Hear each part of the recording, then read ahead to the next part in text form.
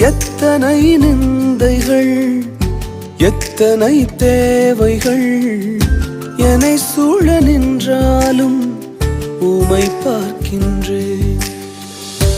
உத்தம ஊழியன் என்று நீர் சொல்லிடும் ஒரு வார்த்தை கேட்டிட உண்மையாய் ஓடுகின்றேன். உத்தம ஊழியன் என்று நீர் சொல்லிடும் ஒரு வார்த்தை கேட்டிட உண்மையாய் ஓடுகின்றேன்.